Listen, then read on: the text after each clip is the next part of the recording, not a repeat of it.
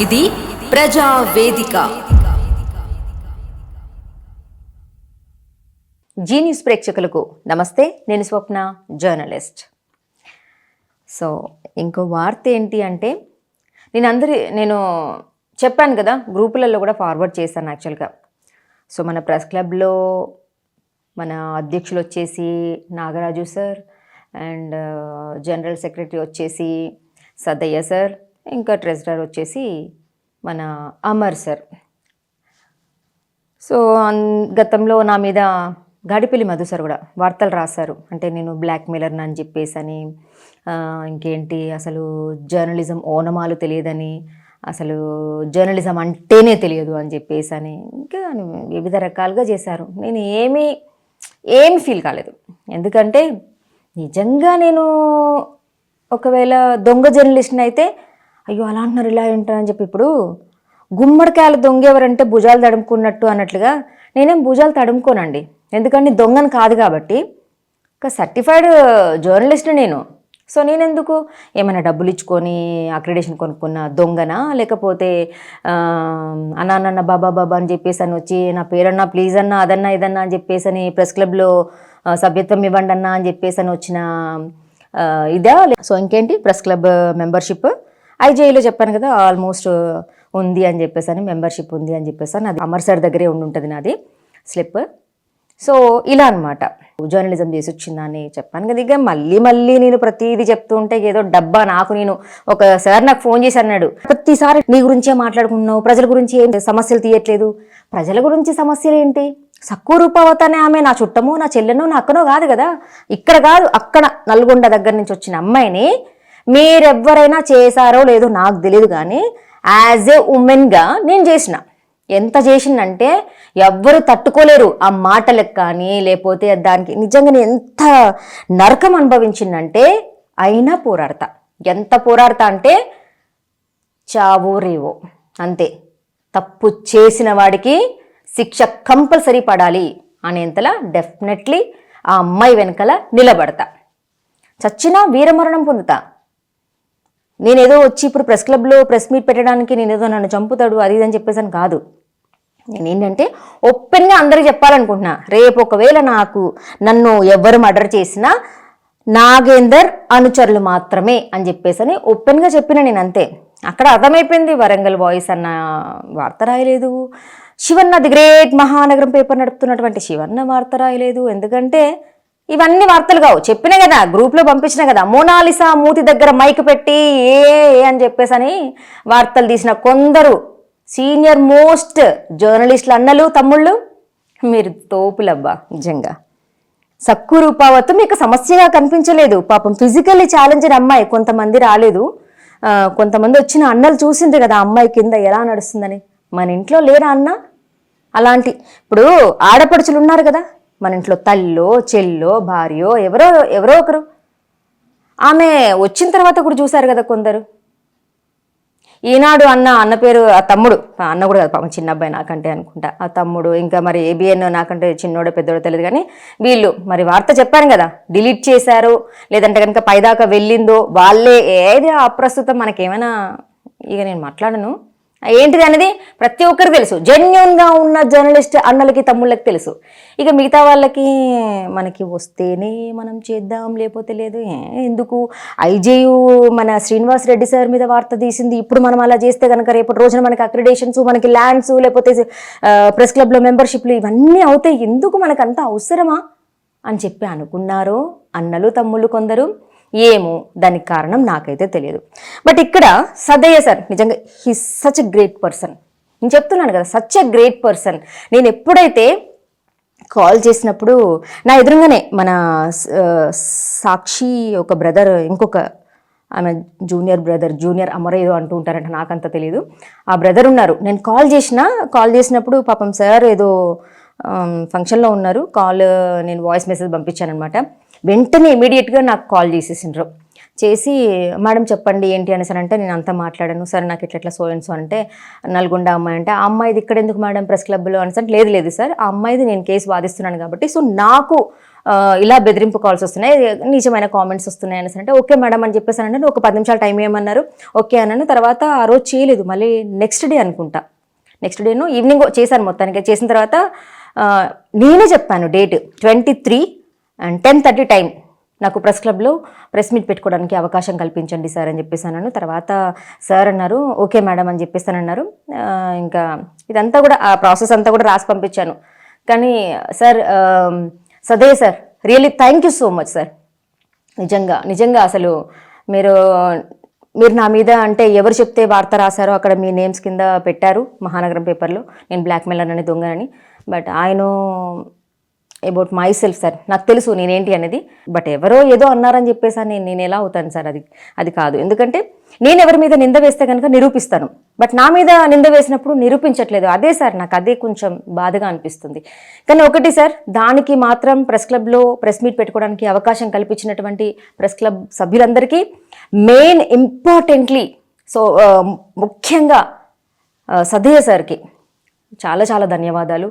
And తమ్ముడు సుమన్ తమ్ముడికి కూడా పాపం నిజంగా మేడం ఈ టైంకి ఇది పంపించండి మేడం, అది రెడీ చేయండి మేడం, ఈ పేర్లు పంపించండి అని చెప్పేసి అని. సో ఇద్దరికి కూడా నేను థ్యాంక్స్ చెప్తున్నాను. సో ఇక్కడ చూస్తే కనుక సదయ్య సారు ఇప్పుడు మొన్న January 26th republic day. So sir Nagaraju sir belated many more happy returns of the day. So me birthday అనుకుంటా ఆ రోజు వీడియో నేను మీ VNR మీ సబ్స్క్రైబర్ని సార్ నేను. సో నేను చూసాను మీ వీడియో, మాట్లాడారు ఎవరైతే అర్హులు ఉన్నారో అనర్హులైనటువంటి జర్నలిస్టులు ఎవరైతే ఉన్నారో. ఇప్పుడు ఆ వీడియో కూడా చూపించవచ్చు కానీ అంతా అప్రస్తుతం సార్. అక్కడ మీరు ఏమన్నారంటే అనర్హులైనటువంటి జర్నలిస్టులు అందరూ సొర్రబడుతున్నారు మన ప్రెస్ క్లబ్లోకి. ఏం చొర్రబడుతున్నారు సార్ అసలు? నిజంగా జెన్యూన్ జర్నలిస్టులనే అసలు రానియట్లేదు. నేనైతే జెన్యూనే అనుకుంటున్నాను సార్. ఎందుకంటే నేను జెన్యూన్ అంటున్నానంటే నాతో మాట్లాడిన వాళ్ళు ఎవరైతే ఉన్నారో పెద్ద వాళ్ళు, ఆ పెద్ద వాళ్ళు టైం వచ్చినప్పుడు డెఫినెట్లీ వాళ్ళ ఆడియోస్ కూడా వింటున్నారు కదా సార్, వాళ్ళ ఆడియోస్ కూడా నేను రివీల్ చేస్తాను.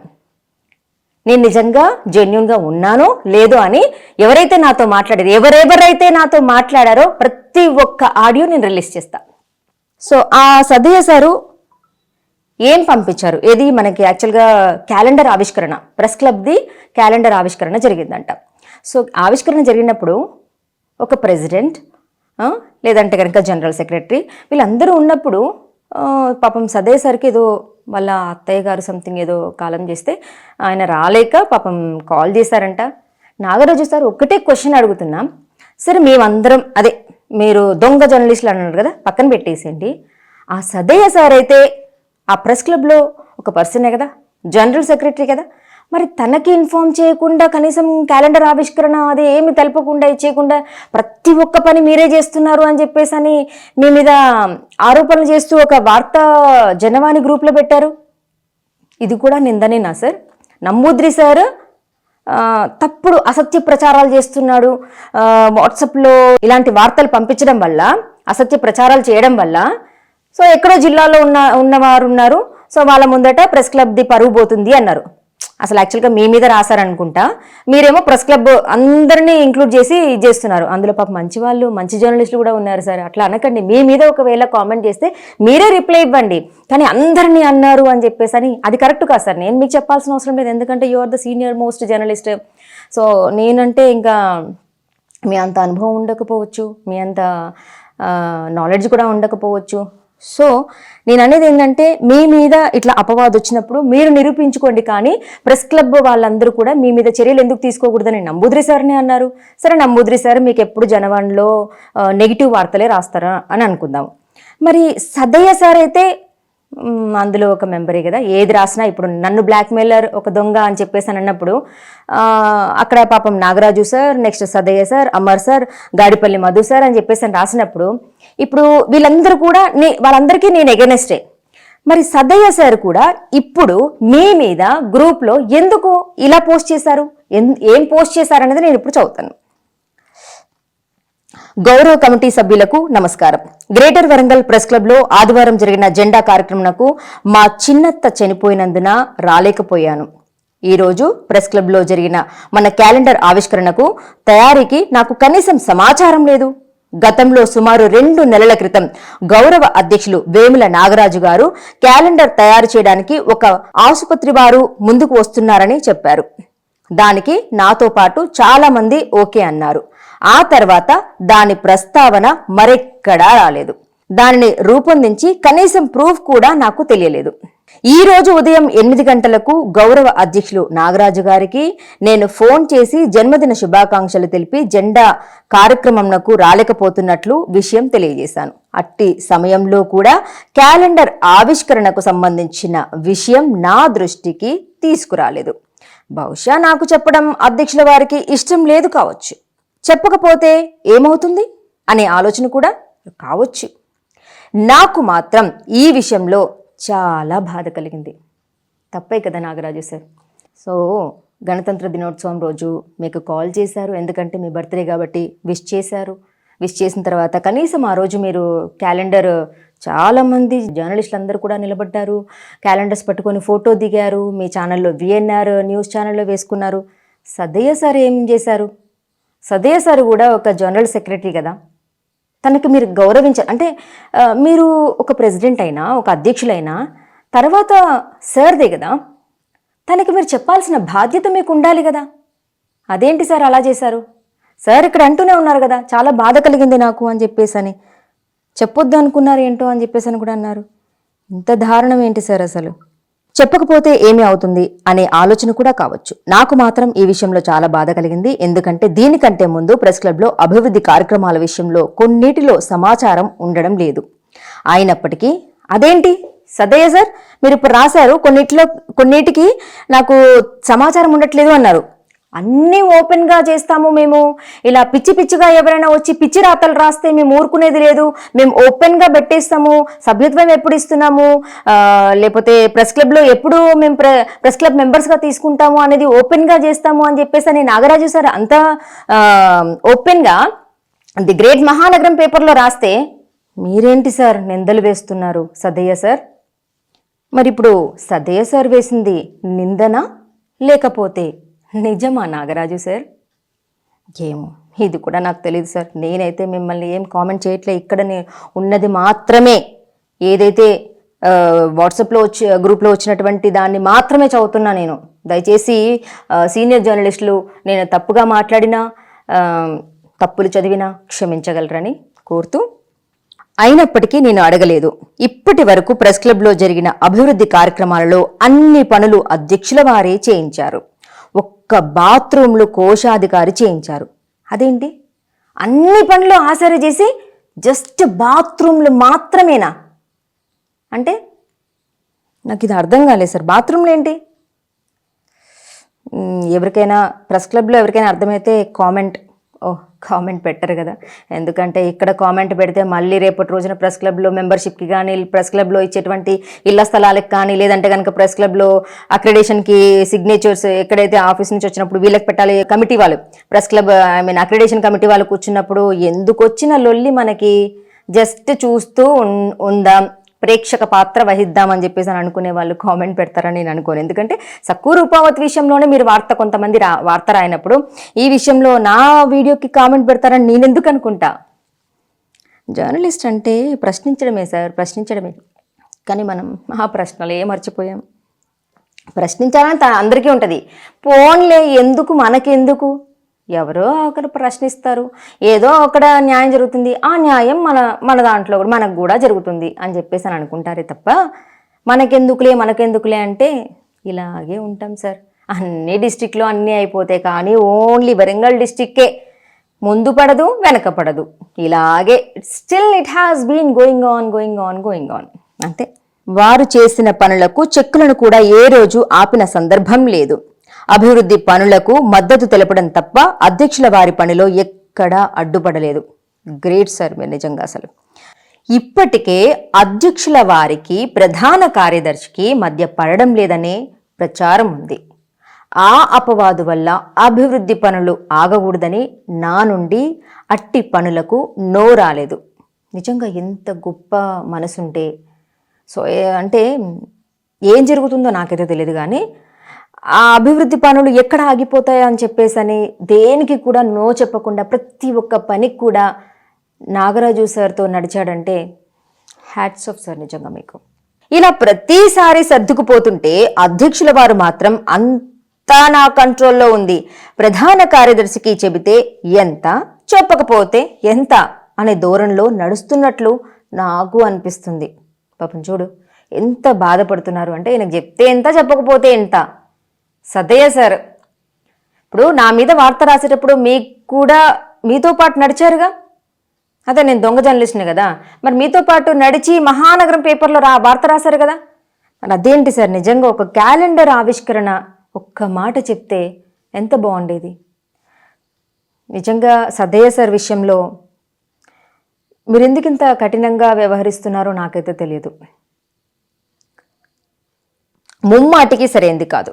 మీరు అధ్యక్షుల వారు చేస్తున్న పనులు త్వరలో తెలంగాణ వర్కింగ్ జర్నలిస్ట్ యూనియన్ రాష్ట్ర అధ్యక్షులతో పాటు రాష్ట్రంలో ప్రాతినిధ్యం వహిస్తున్న పెద్దలకు, జిల్లా బాధ్యులకు, నాయకులకు, గ్రేటర్ వరంగల్ ప్రెస్ క్లబ్ బాధ్యులకు అందరికీ వివరించి బహిరంగ లేఖ రాస్తాను. ఇట్లు బొల్లారపు సదయ్య, ప్రధాన కార్యదర్శి, గ్రేటర్ వరంగల్ ప్రెస్ క్లబ్. చూడండి ఎంత ఆవేదనతో పాపం. నిజంగా ఏంటి సార్ ఇది? సరే నేనంటే తప్పుడు వార్త రాశాను మీ మీద, మరి సద్దయ్య సార్ ఎందుకు రాశారు పాపం? నేను సద్దయ్య సార్ ఈ వార్త నేను ఎందుకు చదువుతున్నానంటే అసలు నాకు అవసరం లేదు, వాట్సాప్లో పంపించింది వచ్చింది, నేను వేరే కొందరు బ్రదర్స్ నాకు పంపించింది, నేను ఎందుకు చదవాలి?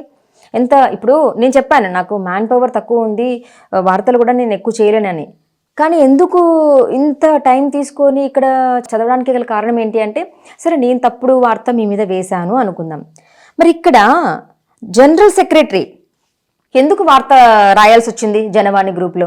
సో అది ఎందుకు అంత సర్క్యులేట్ అయింది, ఫార్వర్డెడ్ మెనీ టైమ్స్ అని చెప్పేసి చూపిస్తుంది అక్కడ.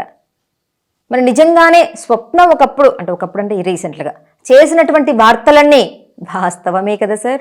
నాగరాజు సార్ ఎంత మాట అన్నారు సార్ అక్కడ.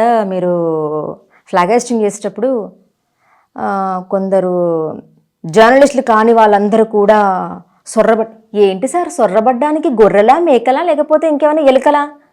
అలా ఎలా సొర్రబడతారు సార్ మీ ప్రమేయం లేకుండా? ఒక జర్నలిస్ట్ ఒక జెన్యూన్గా నేను చెప్పాను 2006 నుంచి ఉన్నాను, ఇప్పటికీ కూడా ఎన్ని సంవత్సరాలు నాకు ఎక్స్పీరియన్స్ ఉంది ఈ న్యూస్ రీడింగ్ అయితే ఏంటి, లేకపోతే జర్నలిజంలో అయితే ఏంటి, స్టిల్ వర్కింగ్ జర్నలిస్ట్నా లేకపోతే దొంగనా అని చెప్పేసి అని మీకు తెలియదా సార్?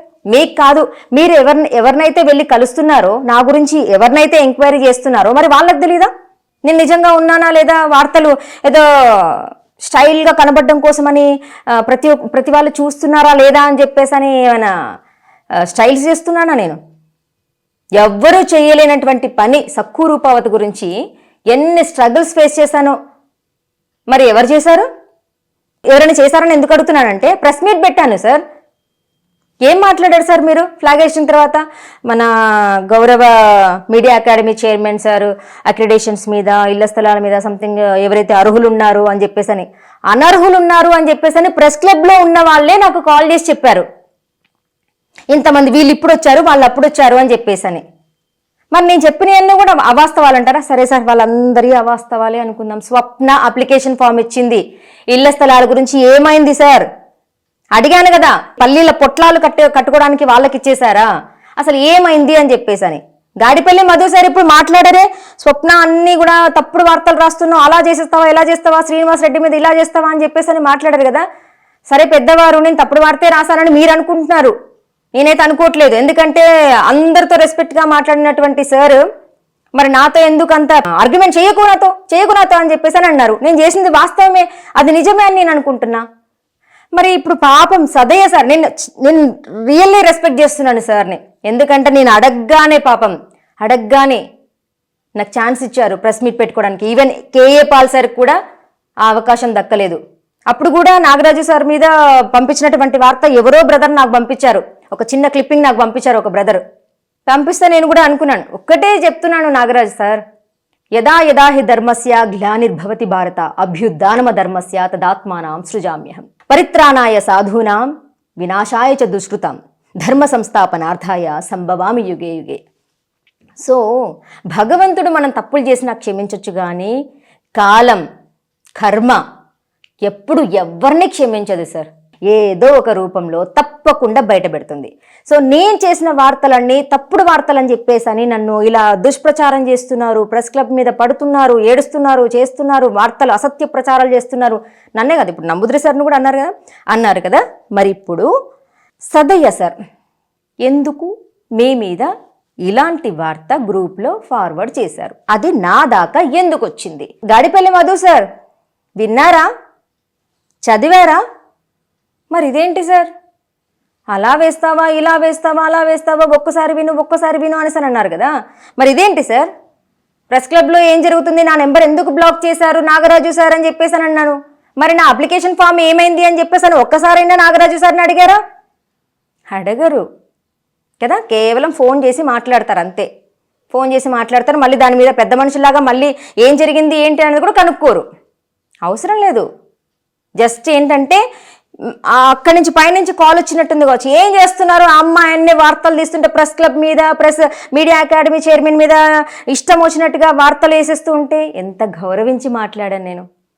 అసలు శ్రీనివాస్ రెడ్డి సార్ని ఒక్క మాట అనలేదు నేను నీ బిడ్డ లాంటి దాన్ని కదా, నాకు ప్రెస్ క్లబ్లో అన్యాయం జరిగింది, నేను ఇచ్చిన అప్లికేషన్ కూడా చెత్త కుప్పలో పడేశారనుకుంటా. ఫస్ట్ టైం అప్లై చేస్తే ఎక్కడో పడేశారు, సెకండ్ టైం అప్లై చేస్తే కూడా అసలు లేదు, పెట్టలేదు పేరు నాది, ఎక్కడో ఎవరెవరో సంవత్సరం తర్వాత ఉన్నటువంటి వాళ్ళు కూడా అట్లాంటి వాళ్ళు కూడా పేర్లు పెట్టేశారు ఇళ్ల స్థలాల గురించి, నాకు అన్యాయం జరుగుతుంది, ఇది చూడండి అని చెప్పేసి అని మా యూనివర్సిటీలో మల్లేశ్వర్ సార్ అక్కడ పెట్టినటువంటి ఒక మీట్లో నేను మీకు విన్నవించుకుంటే ఒక మహిళగా తీరా ఓకే అని చెప్పేసి అని వెళ్ళిన తర్వాత వేరే ఒక సార్ నాకు అడ్వైస్ చేస్తే, సరే ఇక్కడ సీఎం వచ్చిన కంగారులో పట్టించుకోలేదు కదా అని చెప్పేసి అని మళ్ళీ ఒకసారి కాల్ చేసి హైదరాబాద్కే వచ్చి కలుద్దాం అనుకుంటే, సో ఇలా మాట్లాడారు. అది నాకే కాదు అందరికీ నచ్చలేదు కాబట్టి ఇక్కడ మన శివశంకర్ అన్న మహానగరం పేపర్లో అన్న కూడా ఫోన్ చేసింది నాకు, ఆ ఆడియో కూడా నా దగ్గర ఉంది. చెల్లమ్మ శ్రీనివాస్ రెడ్డి మీద వార్త ఎవరూ చేయలేదు, మహానగరం పేపర్లోనే చేద్దాము, ఫోటో పంపించమ్మ వార్త వేస్తానన్నారు. ఇది అబద్ధమైతే ఆడియో పంపించడానికి కూడా సిద్ధంగా ఉన్నా నేను ఎవరికైనా, మీకు ఎవరికి డౌట్ వచ్చినా కానీ. స్వప్న ఎప్పుడు కూడా వార్త వేయండి అని అడుక్కోదు ఎవరి దగ్గర. సో అక్కడ నేను మాత్రం మొన్న సక్కురు పావత్ మాత్రం ఆ ప్రెస్ నోట్ మాత్రం అందరికీ పంపించాను, ఈవెన్ గడ్డం కేశవమూర్తి అన్నతో సహా పంపించిన. గడ్డం కేశవమూర్తి అని కూడా అడిగినా, అన్న నాకు ఇట్లా అవుతుందన్న అట్లా అవుతుందంటే, లేదమ్మా నువ్వు నాగరాజు సార్కి కాల్ చేయి, నేను చెప్పిందని చెప్పు, నువ్వు మళ్ళీ అగ్రెసివ్గా వెళ్ళకు. ఏంటో సార్ నాకు ఇదే పిచ్చి అంటారో ఏమంటారో లేకపోతే ఏంటో కానీ నా వాయిస్ ఎందుకో అసలు నార్మల్గా మాట్లాడితే కూడా పెద్దగా వచ్చేస్తుంది సార్. అంటే నేను కోపంతో ఇదిగా మాట్లాడను. ఇప్పుడు అంటారు కదా వాడి మాటే అంత, వాడి తీరే అంత అంటారు చూడండి, నా మాట కూడా ఇంతే సార్. ఇంత స్లోగా మాట్లాడదాం అనుకుంటానా, అసలు ఇంకా వాయిస్ ఇలా వచ్చేస్తుంది. మరి వాయిస్కి బేస్ ఎక్కువనో లేకపోతే ఏంటో నాకు తెలియదు కానీ గడ్డం కేశవమూర్తి అన్న కూడా అన్నారు, నాగరాజు ఉంటాడమ్మా నువ్వు ఫోన్ చేయంటేనే, అలా ఫోన్ చేయమంటేనే నేను ఫోన్ చేస్తే అప్పుడు అక్కడికి వెళ్ళిన తర్వాత సుమన్ తమ్ముడు కూడా మొన్న మాట్లాడినప్పుడు, తమ్ముడు నేను ఇచ్చానా లేదా బేటా అనేసానంటే, ఇచ్చిండ్రక్క అనేసాను అన్నారు. మరి ఏమైంది బేటా, ఇప్పుడు నీకు అర్థమవుతుందా బేటా, ఒక అక్కకి నిజంగా అక్క అపవాదు వేస్తుందా ప్రెస్ క్లబ్ మీద, నిజంగానే నా అప్లికేషన్ తీసి ఎక్కడైనా పడేశారంటే, లేదక్క మీరు నిజంగానే మాట్లాడుతున్నారు, నాకే కదక్క మీరు ఇచ్చింది అప్లికేషన్ ఫాము, మీరు ఫోటో కూడా నేను ఫోటో దిగుతానని చెప్పానా బేటా, ఇలా చేస్తానని నేను ఫోటో దిగుతానన్నాను, వేరే బ్రదర్స్ వద్దు అన్నారు అని చెప్పేసి. అక్కడ ఉన్నటువంటి బ్రదర్స్ వాళ్ళకి తెలుసు నేను ఫోటో దిగుతాను అనేసానని చెప్పేసి అడిగానా లేదా అనేది. వద్దమ్మా అతను అంతా ఎందుకులే అది అని చెప్పేసి అన్నారు. నేను నమ్మి వచ్చిన, కాకపోతే ఇదంతా కూడా అవుతుందని చెప్పేసానే ఇలా ఉన్నారని చెప్పేసాను. ఇప్పటి నుంచి కాదు, నేను ఇక్కడ వరంగల్లో చేస్తున్నప్పటి నుంచి కూడా నేను అక్రిడేషన్కి అప్లై చేసుకున్నా, లేదంటే ఇంకా దేనికైనా అప్లై చేసుకున్నా, ఇంకా దానికి ఎందుకు అయ్యా, ఇక నా అంటే వెనకాల ఇట్లా అనుకుంటారు నా ముందరే, ఇంకా ఆమెకి ఎందుకు అయ్యా తీసే చింపడే. ఈ విషయము ఇప్పుడు టీ న్యూస్లో చేస్తున్నటువంటి అరవింద్ తమ్ముడు కూడా తెలుసు. ఆయనే చెప్పింది నాకు, అక్క నువ్వు అప్లికేషన్ పెడతాను తీసి చించి అవతల పడేస్తానని చెప్పేసి. ఇది అబద్ధమో నిజమో కనుక్కోండి తనని కూడా. సో నేను వార్త చేయడానికి గల కారణం పేపర్లో నేనైతే వేయించలేదు. శ్రీనివాస్ రెడ్డి సార్ మీద నాకు ఎలాంటి పగ లేదు. ఒక తండ్రి స్థానంలో నాకున్నటువంటి హక్కు, సో ఇలా జరుగుతుంది ప్రెస్ క్లబ్లో అని చెప్పేసి అని ఒక రిప్రజెంటేషన్ ఇచ్చుకున్నాను. అక్కడ సార్కి నేను పగైపోయాను. ఎందుకు పగానో ఏమో నాకు తెలియదు. చాలా గౌరవంగా అడిగాను నేను, సార్ ఇట్లా ఉంది, మరి ఎవరెవరినో మీరు ఇలా రెస్పెక్ట్ చేస్తారు, ఇచ్చేస్తారు అని చెప్పేసి అని. సార్ శ్రీనివాస్ రెడ్డి సార్ మిమ్మల్ని కూడా ఒక మాట అడగాలనుకుంటున్నాను. మొన్న సుమన్ టీవీలో అనుకుంటా మీరు ఇంటర్వ్యూ ఇచ్చింది. కొంతమంది జర్నలిస్టులమని చెప్పుకొని పిచ్చిగా వాగుతున్నారు, క్రిమినల్ కేసులు పెడతాము అని చెప్పేసి అని. ఏమో ఎవరికి అన్నారో నాకు తెలియదు, కానీ ఇంటెన్షనల్లీ అంటే మీరు అన్న పదాలు నాకే తగిలినట్టుగా అనిపించినాయి. ఎందుకంటే ఇప్పుడు నాతో మాట్లాడింది సక్కురూపవతే. ఆమె ఏం మాట్లాడలేదు సార్. ఇప్పుడు ఆ అమ్మాయికి రూపాయి తీసుకోకుండా చేసేసరికి ఈ అక్కని ఇలా అన్నది ఎవరు అని చెప్పేసి అని పాప మా అమ్మాయి అంత ఎవరు ఏంటి అనేది కూడా తెలుసుకోలేదు. ఇమీడియట్గా నాకు కాల్ చేసేసింది, అలా మాట్లాడింది. సో మరి సరే, ఇక్కడ సక్కురూపవుతుంది అంటున్నారు, మరి వార్త రాసింది మహానగరం పేపర్లో శివన్న కదా, మరి శివన్నని కూడా తప్పు పట్టాలి కదా మీరు. కేవలం ఆ అమ్మాయికి ఏమీ తెలియని ఇప్పుడు ఆ అమ్మాయి ఎందుకు అలా మాట్లాడిందంటే ప్రతి చోట ఆమెకి ఎక్కడికి వెళ్ళినా కూడా న్యాయం జరగట్లేదు సార్. శ్రీనివాస్ రెడ్డి సార్ ఒక తండ్రి స్థానంలో మిమ్మల్ని రిక్వెస్ట్ చేస్తున్నా, అమ్మాయికి న్యాయం జరగలేదని చెప్పేసి అని, నేను ఆ అమ్మాయికి అండగా నిలబడ్డానని, నన్ను ఎవరో ఇలా మాట్లాడిందని చెప్పేసి అని ఆమెకి కోపం వచ్చి నాతో కాల్ చేసి ఆమె అలా మాట్లాడింది తప్ప, ఆమె ప్రతి చోట ఆమెకు అన్యాయం జరుగుతుందని ఆమె అలా మాట్లాడింది తప్ప నిజంగా అలా మాట్లాడాలని కాదు సార్. మరి ఇక్కడ మహిళా జర్నలిస్ట్కి అవమానం జరిగింది అని చెప్పేసి అని శివన్న వార్త రాశారు కదా, మరి శివన్న మీదకైతే ఎవరికి కోపం లేదు. కేవలం నేను అడిగా, కొంతమంది బయట చెప్తున్నారంట నేనే వార్త రాయమన్నాను, అందుకోసం అని చెప్పేసి అని శివన్న వార్త రాసిన. నేను రాయమనలేదు. ఒకవేళ మీకు ఆధారాలు కావాలంటే ఆడియోలు వినిపిస్తాను. నెక్స్ట్ ఇంకొకటి ఏంటి, వెంటనే నా మీద రాశారు, వార్త రాశారు నాగరాజు సార్ బ్లాక్మెయిలర్ అని. ఎక్కడ బ్లాక్మెయిల్ చేశానో, ఎవరి దగ్గర అమౌంట్స్ తీసుకున్నానో అవన్నీ నిరూపించాలి సార్.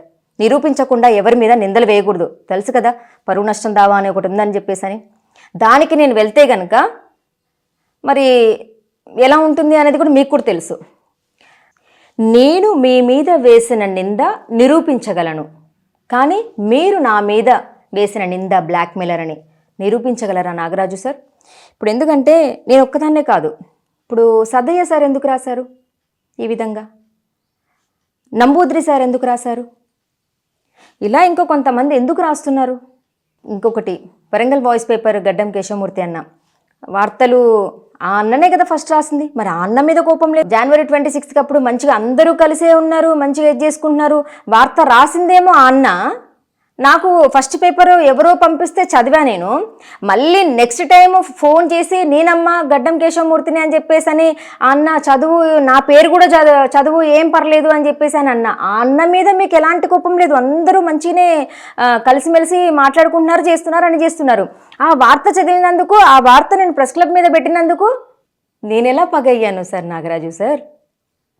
ఇది బాగానే ఉంది. అసలు రాసిన వాళ్ళు బాగానే ఉన్నారు, ఆ పని చేసిన వాళ్ళు బాగానే ఉన్నారు, వార్త చదివినందుకేనా నేను అందరికీ పగైపోయాను? ఇదెక్కడి న్యాయం? మరి గొట్టంగాళ్ళని కూడా రాసిండుగా వరంగల్ వాయిస్లో. నిజంగా వాస్తవానికి నాకు కాల్ చేసిండ్రు, ఒక బ్రదర్ రియల్ ఎస్టేట్ వ్యాపారం చేస్తారట, కాల్ చేసి మాట్లాడిండ్రు. ఎవరు మేడం ఆ గొట్టంగాళ్ళు అనేసానంటే, ఎవరు మీరు అనేసారన్న అని పేరు సంథింగ్ ఏదో చెప్పిండు. ఆడియో నేను గడ్డం కేశవమూర్తి అన్నకు పంపించాను, అన్నకు తెలుసు. సో ఏంటి సో అని చెప్పేసి అని, మీరు యాంకరా, మీరు ఏంటి అంటే నేను జర్నలిస్ట్ని అనేసరి అన్నాను. మీకు తెలియదా మరి ఎవరు అనేసారంటే నాకైతే తెలియదు, ఈ విషయం గురించి గడ్డం కేశవమూర్తి అన్నని అడిగితే బెటర్ అనేసానంటే, వరంగల్ వాయిస్ పేపర్లో వచ్చిందంటే ఓహో అందులో వచ్చిందా అనేసారంటే అందులో వచ్చింది, బెటర్ టు ఆస్క్ హిమ్ అని చెప్పేసి నేను అన్నాను. సో ఆ అన్నకి మరి కాల్ చేసిండో లేదో, లేదంటే ఆ గొట్టంగాళ్ళలోనే నాకేమైనా తెలుసా అని చెప్పేసి అని తెలుసుకోవడానికి చేసిండో, లేకపోతే అన్నోన్ పర్సనో ఎవరో నాకైతే తెలియదబ్బా, నాకు తెలియదు నిజంగా. గొట్టంగాళ్ళు ఎవరో తెలియదు, ఆ అన్నకే తెలియాలి. మరి ఆ గుట్టంగాళ్ళని మళ్ళీ తర్వాత ఎవరు అని చెప్పేసి అని రివీల్ చేయలేదు గడ్డం కేశవమూర్తి అన్న. ఏమో ఇప్పుడు నేను ఒక వార్త తీస్తున్నా, సో అండ్ సో సక్కురూపావతి అమ్మాయికి ఇలా న్యూడ్ వీడియో పంపించిండు, కాల్ చేసిండు, బెదిరించిండు, ఇంకేదో అసభ్యకరంగా ప్రవర్తించిండు అదని చెప్పేసి అని ప్రతి ఒక్కటి వీడియో చేసుకుంటూ వస్తూనే ఉన్నా నా ఛానల్లో. సో ఇది ఇంకా అతను ఏం చేసిండు, నా మీద కామెంట్స్ పెడుతున్నాడని కేసు కూడా అయింది. మళ్ళీ నేను వచ్చి మీ దగ్గర అందరికీ చెప్పుకుంది మీరేదో నాకు న్యాయం చేస్తారు, నా వెనకాల నిలబడతారు అని కాదన్నా. జస్ట్ ఇలా ఇలా ఉంది అని చెప్పడానికి వచ్చాను. ఎందుకంటే మీరెవ్వరూ నాకు సహాయం చేయరని నాకు తెలుసు అన్నా, నాకు తెలుసు. ఎందుకంటే ఇక్కడ అర్థమైపోయింది కదా, శివన్న అనే వార్త రాయలేదు, వరంగల్ వాయిస్ అన్న వార్త రాయలేదు, ఇంక ఏ పేపర్ రాస్తారు?